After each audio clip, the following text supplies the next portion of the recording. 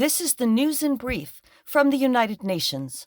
Around the world, millions of refugees and migrants in vulnerable situations suffer poorer health than the host communities in which they live, according to the World Health Organization's first World Report on the subject, published on Wednesday.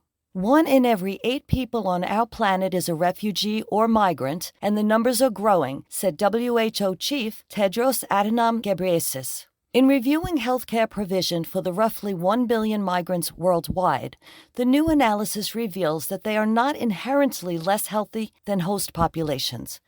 However, they suffer worse health outcomes, often living and working in substandard conditions. The report identifies trends, gaps, and practices in protecting and promoting the health of refugees and migrants and highlights factors and actions that can shape and improve their health and well-being. One main call is for urgent and collective action to ensure needs-sensitive healthcare access. Tedros underscored the pressing need to address the root causes of ill health and radically reorient health systems to respond to a world increasingly in motion.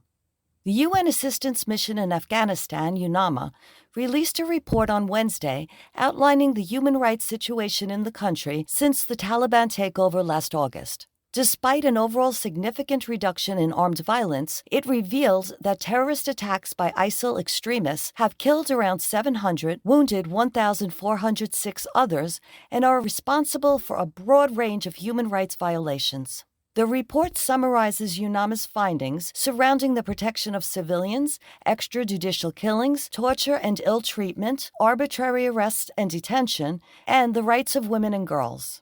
The de facto authorities have arbitrarily arrested journalists, protesters, and civil society activists, denying the right to freedom of peaceful assembly, expression, and opinion. Rights of women and girls have progressively eroded, including access to education and the workplace. And in many cases, their rights have been completely taken away.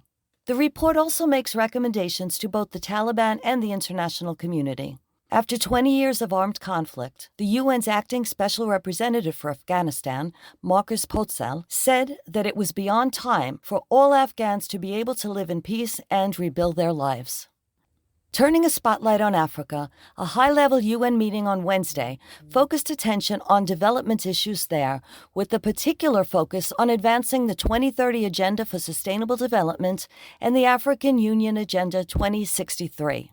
By adopting a transformational agenda towards sustainable development and chartering a path towards prosperity, unity, peace, and integration, General Assembly President Abdullah Shahid observed that Africa was moving in the right direction. Yet, notwithstanding its abundance of human and natural resources, as well as enormous untapped economic and social potential, it still faces challenges meeting the Sustainable Development Goals, or SDGs. Although the UN has partnered over the past year with the African Union to support development objectives, we still need to do more. Progress remains possible, he said, advocating for investing in women and youth, both critical to overall development, but even more so for addressing the climate crisis. In a call to action, Mr. Shahid invited everyone to recommit to Africa's development and take concrete steps to foster progress. Liz Scafidi, UN News.